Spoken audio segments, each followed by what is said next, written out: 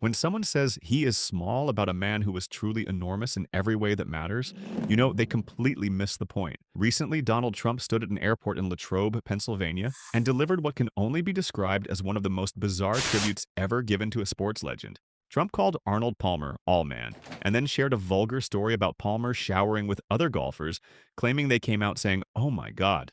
That's unbelievable. But here's the thing about this so-called tribute. It revealed everything about the person giving it and nothing about the man it was supposed to honor.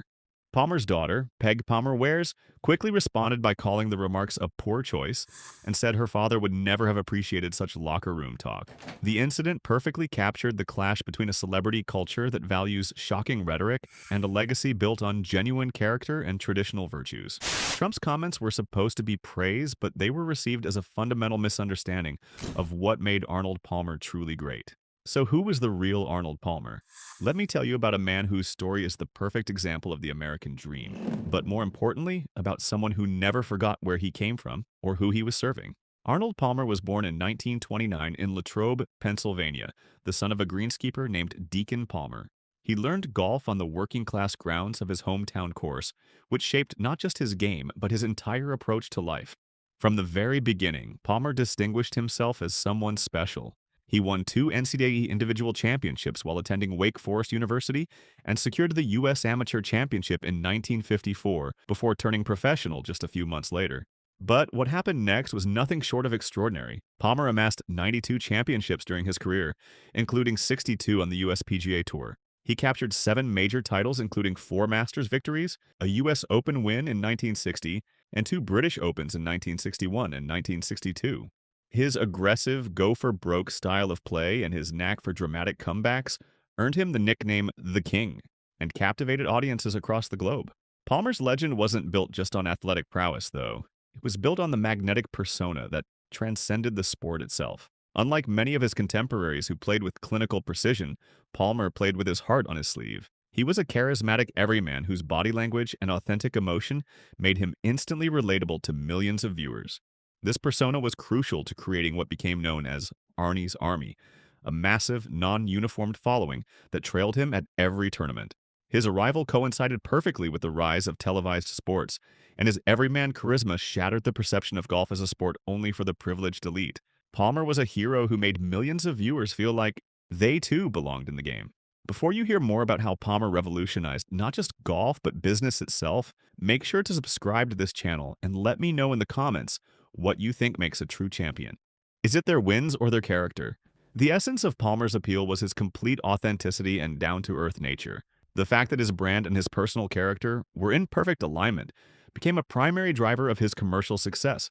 He wasn't just a good golfer, his goodness was a tangible, marketable commodity that people could connect with emotionally. The moniker The King represented more than just a title for a champion. It signified his role in democratizing golf and making it an accessible pastime for millions who had previously considered it out of reach. Palmer came from a working-class background and never forgot his roots, a fact he consistently celebrated. He would often reference his humble beginnings, like in his famous Pennzoil advertisement, featuring an old tractor from his hometown. This grounded identity allowed him to bring the kingdom of golf to the people, effectively making everyone who loved the game feel like royalty themselves. His success was a direct result of the public's emotional connection to his character, which was built on a foundation of humility, integrity, and genuine respect for every individual he encountered. But Palmer's impact extended far beyond the golf course. Here's where the story gets truly remarkable. Of Palmer's reported $875 million in lifetime earnings, only $3.6 million came from prize money on the course.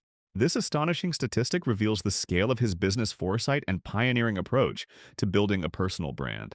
Working with his business manager, Mark McCormick, Palmer was instrumental in founding IMG, an organization that revolutionized the sports endorsement industry. He became the first professional athlete to successfully transform his athletic fame into a vast business empire under the umbrella of Arnold Palmer Enterprises. This conglomerate established a business blueprint that countless athletes have followed ever since. Palmer's entrepreneurial endeavors were diverse and often personally meaningful. The Arnold Palmer drink, licensed to Arizona Beverage Company in 2001, was based on his personal iced tea and lemonade mixture and has generated over $200 million in revenue in recent years. His Arnold Palmer Design Company, founded in the early 1970s, leveraged his lifelong passion for golf course design and became responsible for over 300 courses worldwide. In 1975, Palmer purchased Bay Hill Club and Lodge in Orlando, transforming it into his personal and professional sanctuary and eventually a world-class resort. The Arnold Palmer Invitational held there has an estimated annual economic impact of $20 million on the city. Perhaps most impressively, Palmer co-founded the Golf Channel in 1995 with businessman Joe Gibbs, creating the first sport-specific television network and establishing a model that nearly every major professional sport has since emulated. These ventures revealed that Palmer was far more than an early participant in the business of sports. He was a strategic pioneer who saw the potential for a personal brand to generate immense value. The licensing of his name and iconic umbrella logo wasn't merely an endorsement strategy. It was a way of turning his identity into a commodity that people wanted to be associated with. His business ventures were always an extension of his character. He drew on his love of golf course design, inherited from his father, to create a global firm. He transformed Bay Hill into a personal and professional monument. He even used his business influence to found the Arnold Palmer Hospital for Children, demonstrating that his entrepreneurial drive was intertwined with a commitment to community and philanthropy.